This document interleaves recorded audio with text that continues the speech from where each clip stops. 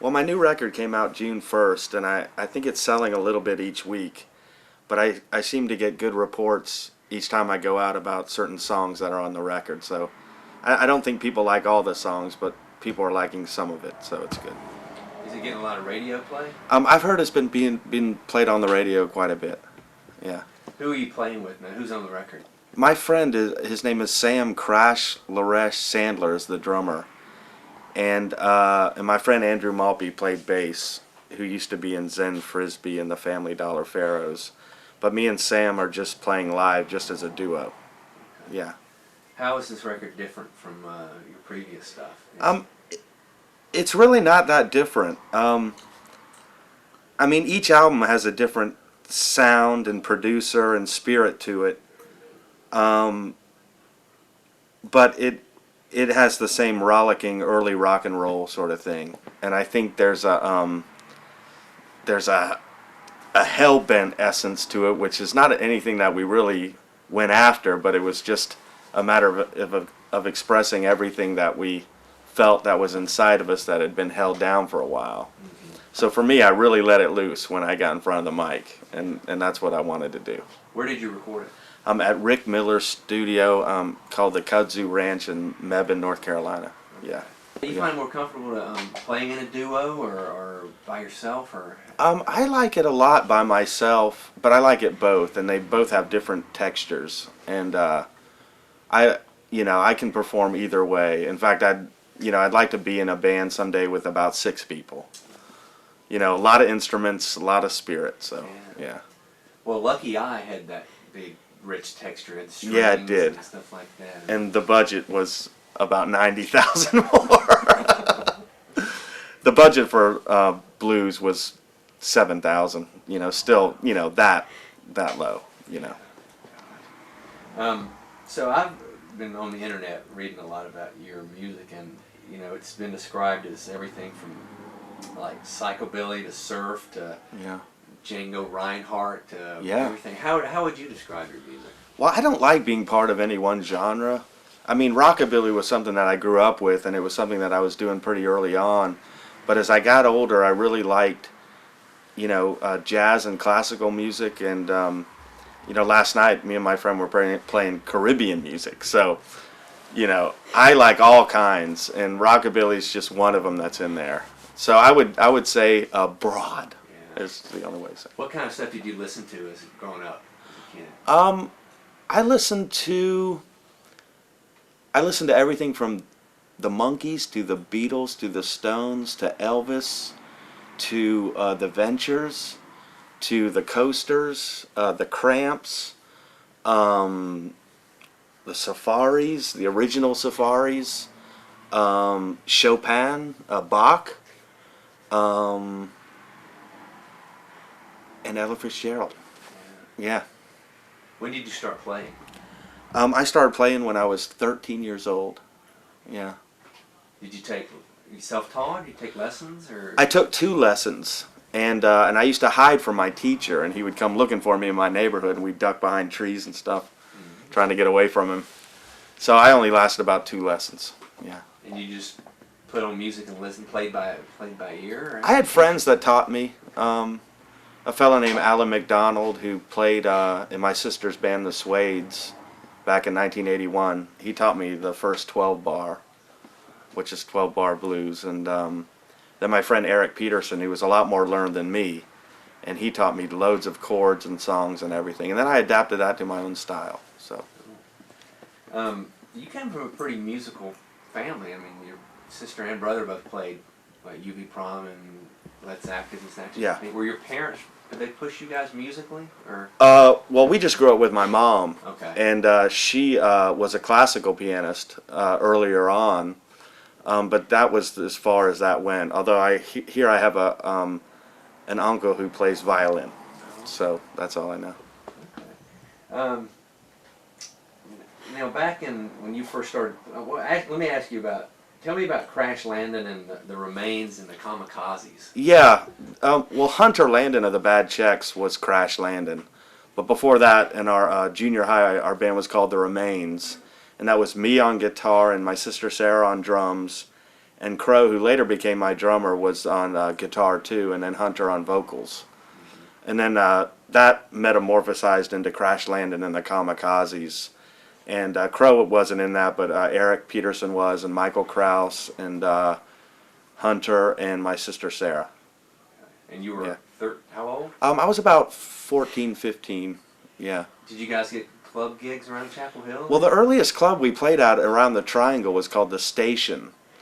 And that was in Carrboro, and now it's an exotic rug, thing. And that was like our first gig. And it was a weekend with the Suedes, who later became Mondo Combo, which was my sister's band. And we used to play a club over in Greensboro called Fridays, which was a great fun for us, And we were all young and, sneaking beer and smoking pot, smoking a lot of weed, which, we all eventually stopped. But at the time, it was part of our thing of that time, So. Okay. Well, around the same time you were playing, you had, I guess, they had the Pressure Boys that were at a Sure, we played gigs with them, yeah. And you had, over in Raleigh, I guess you had kind of the Connells starting the... Yep, the Connells were there, yeah. When you started playing the kind of the Eddie Cochran type stuff, was that an intentional thing to be different, or were you just really into that music? Well, that music was making a resurgence around then, and we were picking up all those old records, and we started adding, something else by Eddie Cochran to our set, and that music enabled us to go further deep into the original thing, and that's sort of where it all started, was back then for that. Tell me about how the Flat Duo Jets got together. Well, I think we began in 1984. The Flat Duo Jets began in 1984, and we started in my mom's garage, and the Kamikazes had long since ended, and me and Crow were just sitting around one day, and we went to go play music, and all the equipment was already in there like it is in here, and literally from the first note we knew we had something really special. And I think the first song we played was an old country song called Born to Lose. And from there, we quickly established gigs, and Josh Greer had Dolphin Records. And he heard us live, and he really dug us, so he put out our first cassette on Dolphin Records, which was #1 in the record bar for a month. So, yeah, and it started in '84, and it lasted for literally 15 to 16 years. So. When you started, you had a bass player, right? Actually, we started off as a duo, and then we added Tony, and then he got tired of the road and tired of how crazy it was getting, and he left. So, and then we just went back to what we started as, Well, remember back to what it was like musically in Chapel Hill, and think of some of the bands that you went to see and who you really liked, and tell me about that. Yeah, the bands around then. I remember the Pressure Boys, from the early days, and they were all sort of more clean cut, they were sort of almost the preppy kids, and we were sort of more, we modeled ourselves after the hoodlum kids, although we weren't that much delinquent, really. Eraserhead, my brother had this band called Eraserhead, who became UV Prom, as you say. There was a band called The Dads, which was... Parthenon Huxley, which his first name I don't even remember. Miller. Rick. Yeah, it was Rick Miller. Yeah. Let's see, who else did we play with? The Suedes later became Mondo Combo, and the ska thing was happening, and that was a big movement back then. The ska thing and punk and all that. There wasn't a lot of real punk bands around here though. It was mostly like, ska, sort of pop. People might play X songs or something, but it wasn't. It's a lot different than it is now. It seems a lot different. How? In what way? Well, I told a friend this a few weeks ago, how it seemed different, was that everything seemed a bit more fresh then. I mean, you had bands like Joe Jackson was big then, and the Police, and and so the crowds that came out, it was all this sort of like fresh sort of scene, and now everyone seems a bit more grungy and a bit more jaded by the whole thing. That's okay. I think that there were more people coming to gigs then, but it just seemed a little. I think after the grunge movement, everyone became grungy. Yeah. Maybe not. I don't know. Yeah. It's kind of. It seems to come in waves. Yeah. Well, you remember anything about what's going on over in Winston-Salem, that area, musically at that time? I don't really. I remember a band in Winston-Salem. They were called Faster Faster, and that Eric Peterson joined that band. But I really don't. I don't remember any bands from over there. Mm-hmm. But if someone told me a name, I might remember. Yeah. How about going back as far as Arrogance? What do you remember about them, if anything? Well, I saw Arrogance when I was like 12, and it was an afternoon show, I think, and it was a place called the Mad Hatter. It's a very old place. It's not there anymore. And I remember Don Dixon. I remember all those guys, and we were just young, getting into music, and we really, we were like, look at that bass and look at that equipment and everything. And that's my earliest memory of them. But once I got going, they had already stopped. Yeah. Or do you think they're as important to this whole scene as everyone seems to say they are? As far as Well, if I heard an Arrogance song on the radio, I couldn't say that's Arrogance. I don't remember any of their music or anything. I knew they were sort of the big band, but that was sort of before New Wave hit. And so, I think that they were sort of more of the 70s schooled sort of rock thing, whereas the New Wave thing, I think, was maybe almost getting away from that. Although Don, eventually worked with all those people, and I think he loved that kind of music, but their scene seemed different. Mm-hmm. Yeah. Well, as far as like, they were one of the first bands that wrote their own songs Yeah. and recorded their own records and Well, that's their own what- gigs, yeah. did everything themselves. Yeah. That seems to be kind of a big thing. Well, yeah. I mean, they obviously made a really big impression, but I never knew that much about them. So, yeah. Now, when you guys started out, you were doing everything yourself too. You were you were of course writing your own stuff at that point. Right? Well, when you're that age, you do a lot of covers. You might throw in an original here and there, and everyone was doing covers. I mean, the Pressure Boys, it was Police songs, and all that. The first people I saw began to write songs was Mondo Combo. When did you start writing your own stuff? I didn't seriously start doing it until I didn't seriously start writing my own songs until about 93.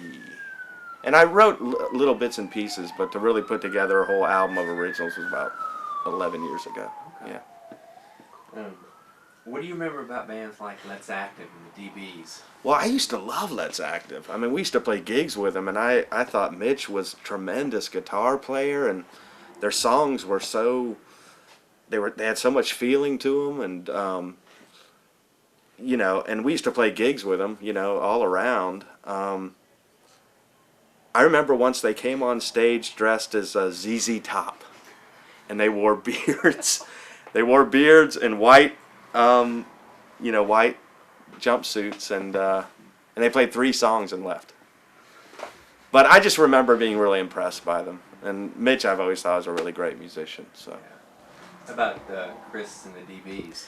I never saw them. But I heard their 45. I never saw the DBs. I heard their 45 called, Jesus, what is it called, Black and White or something? Yeah, that was the song. And I worked with Chris later, and I said, I used to really love that song. So I loved who they were, but I didn't follow them. Yeah. What, tell me all the people that you've worked with as far as producers. I know Stamey and Scott Litt produced Lucky Eye, but Yeah. Tell me about some of the other great producers you worked with. Well, there's Mark Bingham out of New Orleans, producer we worked with, and Jim Dickinson out of Memphis that we worked with, and Josh Greer, and then Billy Miller in New York City, who runs Norton Records, and then Caleb Southern, who was around here, and we worked with him, and then finally Rick Miller. Yeah. How'd you end up in Memphis? Were you at Ardent or Sun or? We recorded 2 songs at Sun Records, but I forget the name of the place where we were. Yeah. So I think Rod Abernathy told me, he said the first time he saw you play, I think was with you were in with the Kamikazes at the old Cradle, which I think that time was Rhythm Alley or something. Sure. And he said he had never seen anybody play guitar like that. Were you aware that you were just a radically different kind of guitar player for Chapel Hill? I guess for me it would depend on which era it was, because I was playing acoustic sometimes and rhythm, and then later when I was playing more lead guitar. I wonder if you saw the Flat Duo. No, it was the Kamikazes. It was the Kamikazes. I think you said you were like 16 or 17. Yeah, I think I was playing more acoustic then, but it might have been off and on though. Yeah. Were you getting a lot of notice in the press and in the music community back then? Maybe for how old we were. Yeah. As far as notice, it was because we were so young. And these older bands would be, they'd let us warm up for them, Yeah. Well, let's see. Tell me more about Dolphin Records and Josh and the other. What was the other local label? Moonlight. Was that it? Moonlight Records. Yeah. Dave Roberts thing. How That's important were the local labels to the bands around here? Did they play a big role? Well, the only one I really knew about was Dolphin Records, and they had the X-Teens, I think, on their label, which we never played a gig with, but we used to, see those guys and hang out with them.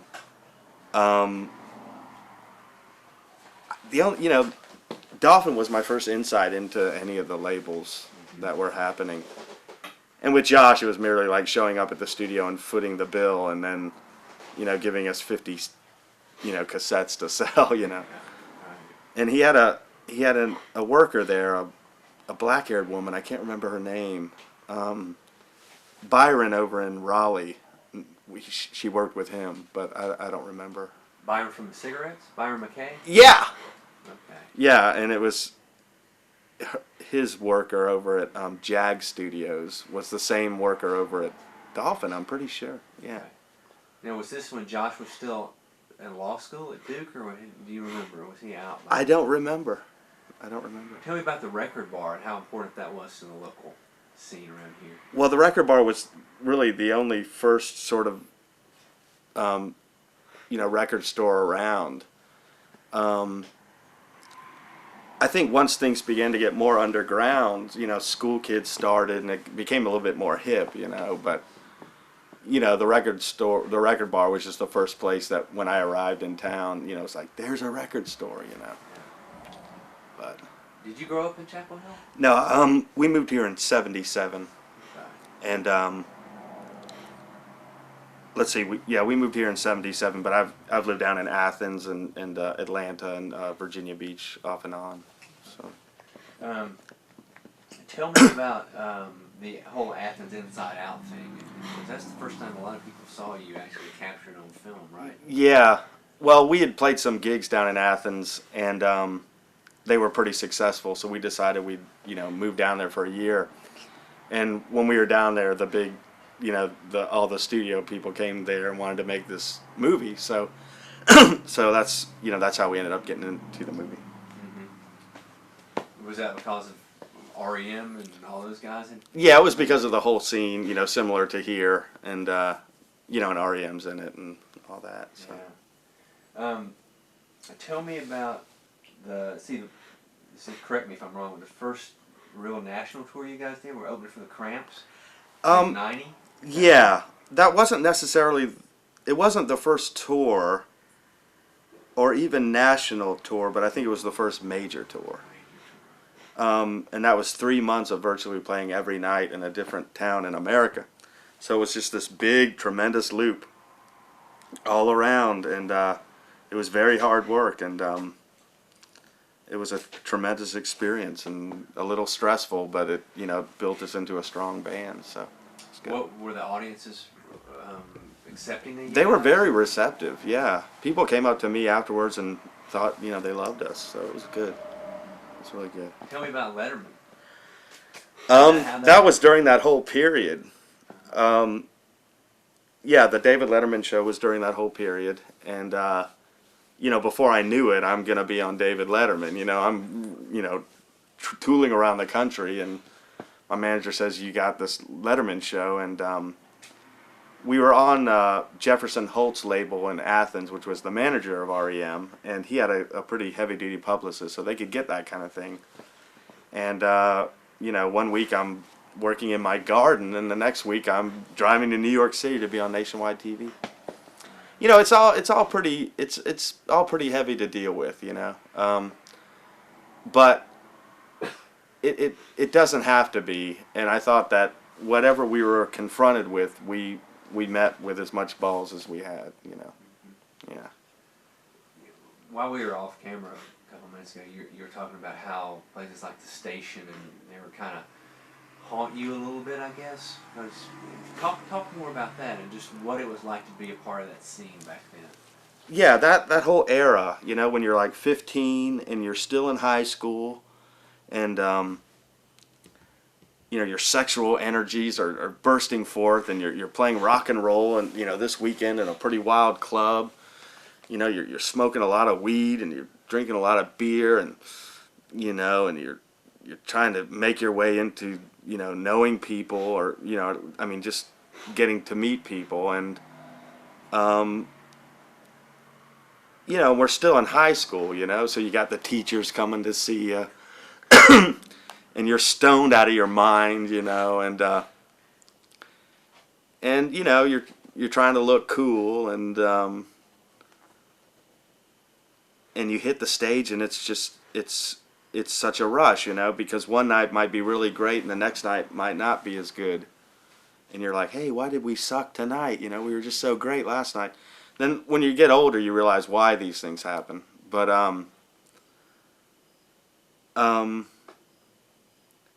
like what was the ska thing? It was like little checkered. Oh yeah. Yeah, yeah. Yeah, and you'd see people in the audience with these checkered things, Cheap Trick, yeah, Cheap Trick and glasses, and everything's just sort of, it's so, it's so funny in a way, it's so groovy, but I think that's cool, But we were, like I said, we were getting more into the 50s music and stuff, and we thought we were like cooler than those other people, and that's not really, that's not true. That's another thing. When you get older, you realize that, wait, all this music's it's all really good, not just the ones that you play, but everything. So, did you ever, in your wildest dreams, imagine that you'd take off like you did? You guys kind of did for a while. Yeah. I don't know. I sort of just, I don't know. I saw it as inevitable, and I didn't even think about it that much. We don't know what he's talking about. Oh, Yeah. Okay.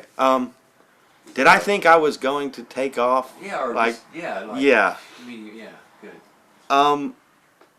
I saw it as an inevitable. Almost my birthright.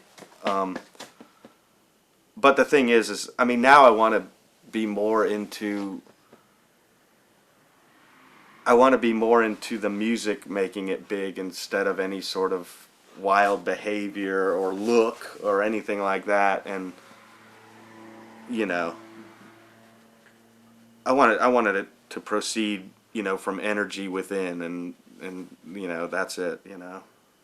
Were a lot of the bands that were playing around here then kind of consciously trying to get the record deal, or was it just basically having fun playing out? I don't know, because some of them went on to be very prolific musicians,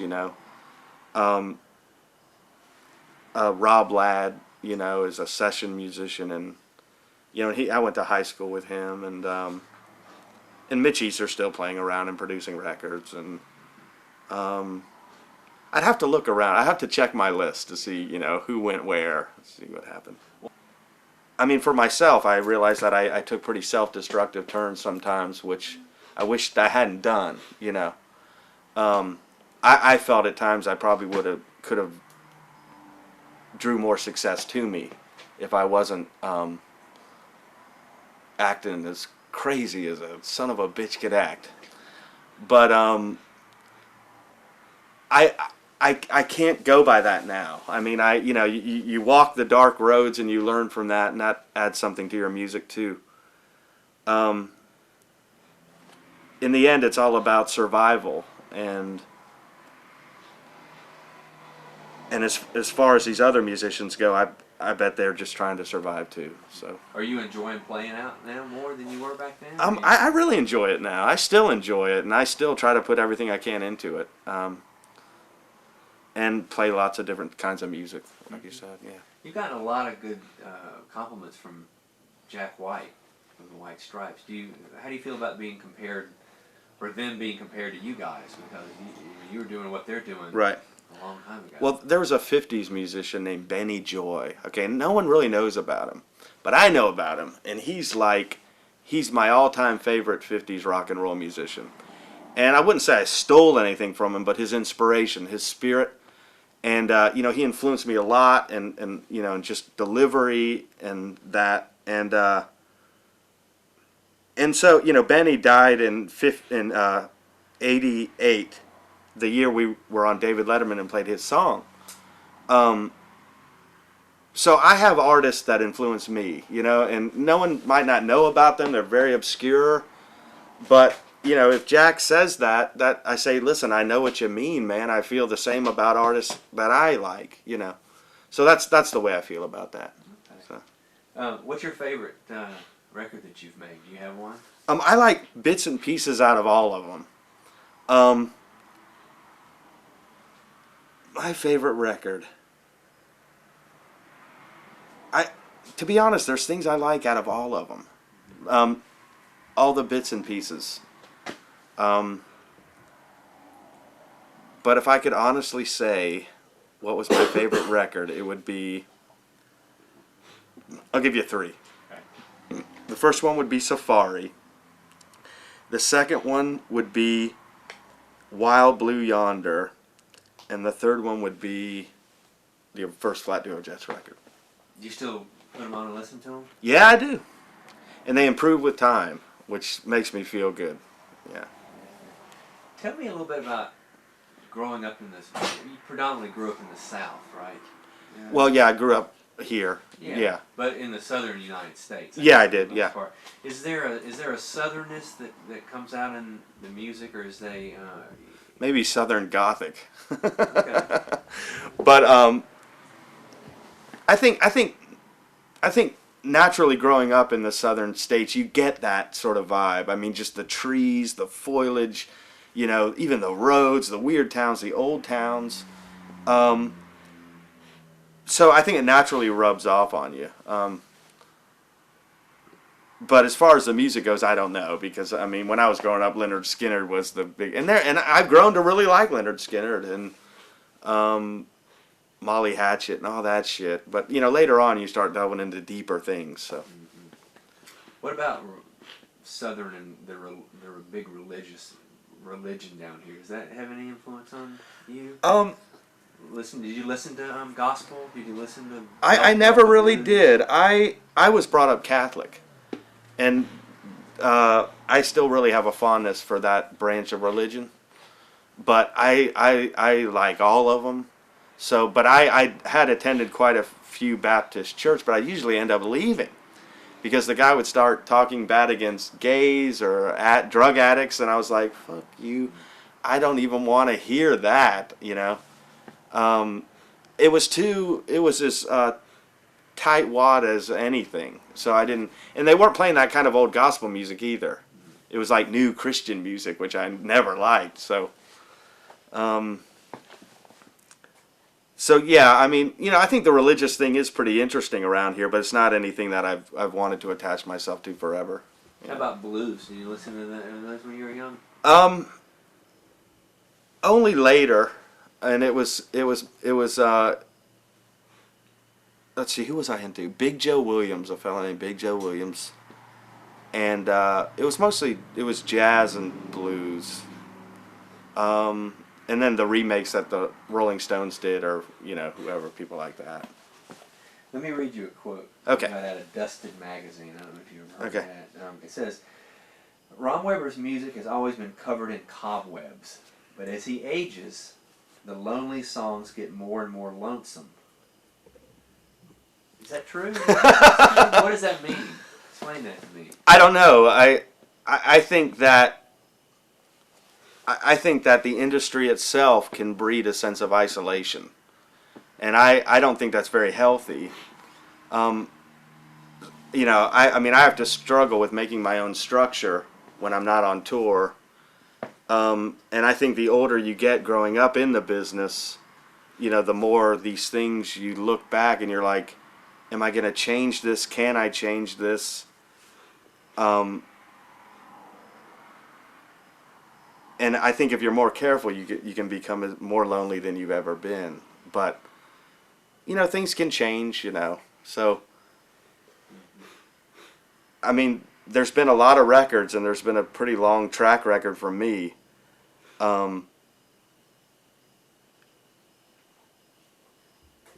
And for me, it's even just a struggle to stay in the business a little bit. So.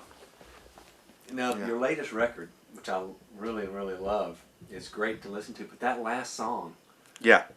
tell me about that. Well, yeah, Prison Called Life. I was just trying to write a very dark folk song. That was what I was after. And, you know, E minor, B7th. It's about basically being off the road and being out of work and being almost a prisoner of one's own house. Yeah, that's what it's about. Tell me about how you ended. How did the association with Yep Rock come about?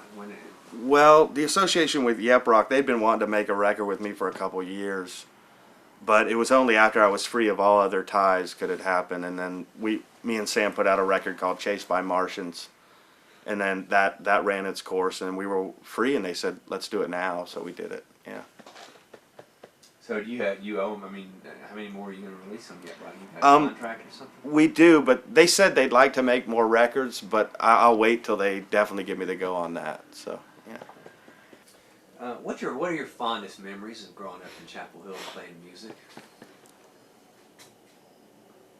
I'm gonna have to think a minute on this. Okay. All right. All right.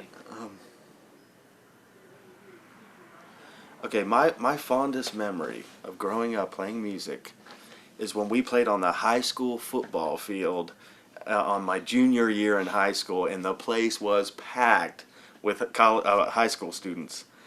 And my drummer had sneaked off somewhere, and they kept going, "You got to go on, you got to go on." I'm like, "I don't know where he is." They said, "Well, you got to go on solo." So I got up there, I plugged my guitar in, and I see him walking way far away, and he sees I'm on stage. He starts running up to the stage, and he ran all the way up there, and he got right behind his drums, and we put on one of the best shows I've ever seen. And it was just a tremendous amount of teenage energy and excitement and freshness, and that was a great night. I really enjoyed that. Who else? Were other bands playing, or did she? Yeah, I don't remember the other band. Oh, they were high school bands. Yeah. Wow. Yeah. You know Jeff. Oh yeah. Hey Jeff. Hey, So let me stop you. no, go ahead. What tell me what you got planned for the rest of this year, and then Okay. in the immediate future, what are you be doing? Well, I have to leave next week for about maybe a week and a half of touring with Southern Culture and Reverend Horton Heat, which are bands that have been around a long time, and we're warming up for them. But I think there'll be good crowds there, and the money's pretty decent. And I'll be playing in towns I've never played before, like Newport, Kentucky, and Madison, Indiana. And then I'll be going through Detroit. And somehow I'm going to have to get from Detroit to Kill Devil Hills in one night to drive all night and then play the next night. That's the part of touring I don't like. I mean, where it's like, well, we got to be in New Orleans and it's 2 a.m. and we're in Chapel Hill, you know. Okay, so we're going to finish off that thing, and then we might do we're still waiting for the word from Europe about doing a Nick Cave tour, warming up for Nick Cave. They keep saying that it's going to happen, but they're waiting to tell us for sure. And then after that, maybe a very long end of the winter tour in Europe. So that's what I'm looking at. You still, for the most part, like touring, except for driving from Detroit to Kildare? Is it fun to play out? I like it. I can like it. I don't like if I can't shower and get a little rest and a little quiet space. It's really hard. I mean, just the ability just to have a place of your own a few hours before you play is really important. And when you consistent nights where you don't have that, it gets to be a drag. So. How long do you see yourself continuing to do this? Well, I'd like to record music forever. I don't know how long I'll be out there on the road. I have no idea. Yeah, I don't know. Yeah. What's kept you in Chapel Hill? Family and friends. Yeah, those two things. Well, who, off the top of your head, who else do you think we ought to talk to for this documentary? Well, you mentioned Cliff. Yeah. I would talk to Hunter, too. Okay. Yeah, I mean, I think Hunter would have a lot to say. Sonar? I would talk to her, too. Yeah. Yeah. Round up Dave Robertson, if you can. Yeah. Because he was back there during all that singing. You know, everyone seems to have left, you know. Most of the people from that back in the day. Maybe if Byron is over in Raleigh, I would talk to him. Well, keep thinking. Okay. Let's take a break. Would you play something for us? Yeah, I can play something for you. Great. Sure. Let's cut. Okay. Ask away. Yeah. Yeah, tell us about the mausoleum and what that was about and when was it? Okay, the mausoleum was built in about 1983, and it was constructed entirely with the idea of early 60s schlock horror movies and horror houses. The Munsters, the Addams Family, and any other horror movie from Universal or something. And we had shacked a very old house to get gothic cornices, and you know, some of the stuff was authentic in it, you know. And it was the place where we gathered to drink an immense amount of beer and to smoke an enormous amount of pot and listen to all the records that we collected, which was, you know, some of the artists I used to listen to there was Vaughn Monroe. He was a crooner from the 20s. Like I said, the Coasters and the Cramps, you know, were a big sort of influence on the whole thing. Anyway, it was just it was the horror house teenage party mausoleum. The thing about it is that we all took acid one night and had quite a party, but we had a candle opera that was actually flammable and we didn't know it. And the candle burnt down, and it ignited the entire place. It was very much of a fire trap anyway. Yeah. The thing is, I wasn't actually in the Maws at that time, but my best friend was in it, and he barely escaped with his life that night. He woke up and half the room was on fire, and then when I got home, the whole house was on fire, and I was I thought he was still in there, and I was trying to get him out, and then I went in to try to call the fire department, and I couldn't even dial the phone, and then he walks out of the bathroom, and his hair is singed, and he says, I called the fire department, they came there, and all my stuff was wiped out, so. Who was sort of the gang you ran around with in those days? It was me and Crow, and a guy named Craig Gunn, Tony Mayer, and Hunter occasionally. Craig Mary's brother? Yes. Right. Yeah. Now, when MTV came down and filmed that, they filmed a segment in that. What was the name of that show? The Cutting Edge. Cutting Edge. Yeah, with Peter Zaremba. Yeah. Yep. Yep. Great story. I actually have a comic or two you drew. I think you used to leave them at clubs and stuff. Really? Yeah, there was some sort of, it was like a newsletter, but it was mostly like stories and some cartoons or something. Really? I'd have to see that. Yeah. I've forgotten about It was it. in my scrapbook. I'll have to get it out for Wow. the film. Wow. Have you adjusted? No, we're okay now. We're all right? Yep. Well, tell me about when they came down and filmed. How did they get in contact with you? And Yeah. what was that deal? Yeah, they came down and filmed. I think that was in '86 or '85. And, you know, they just arrived on our doorstep, and my mom's big house was right there, and then the Ma's was behind the house. And they spent like a weekend just hanging out, you know, interviewing people and my sisters, and, you know, I felt a little bit invaded at the time, you know, like, you know, who the hell are you coming to invade our personal? But, you know, looking back, I'm glad that they had come, and, you know, it was a fun time was had by all, so it was okay. Did you get a lot of letters or phone calls from out based on that when it aired? I didn't, but people ask me about the Ma's to this day, so it was sort of an underground folk, you know, mecca thing. Yeah. I mean, I was in Raleigh and I didn't know about that, so you know, in those days, that's why I was able to sing it then. And hear it. Yeah, it was around. Well, what are you gonna play us? Yeah, I'd like to play a song that was written about the Knights of Chapel Hill, basically.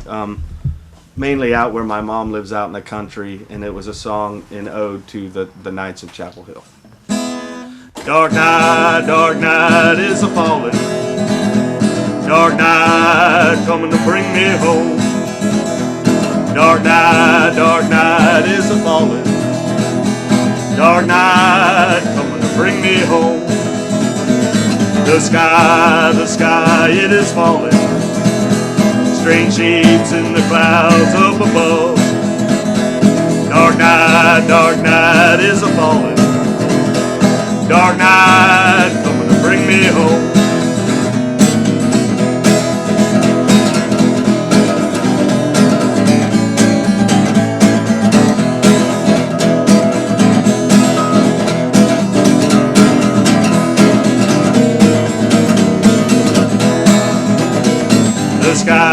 The sky, it is falling. Strange shapes in the clouds up above. The sky, it is falling. And all those we will become high. Dark night is falling. Dark night coming to bring me home. Dark night is falling. Dark night coming to bring me home. Dark night coming to bring me home. Dark night coming to bring me home.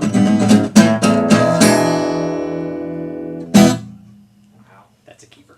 Yeah. You're right. Your stage, whatever you want to play, man. One more, and Okay. then I'll split. I gotta get going a little bit. Okay. Let's see, what should I play? Play anything off Lucky Eyes? Still? Oh, let's see. Whoa, oh, lucky eye, oh, oh, well, lucky eye, oh, well, hey, hey, lucky, hey, hey, hey,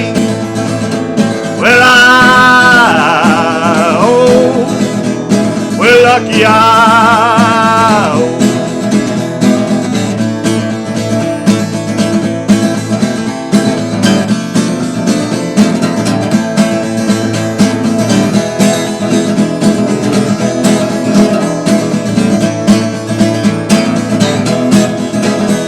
well, hey, hey, hey,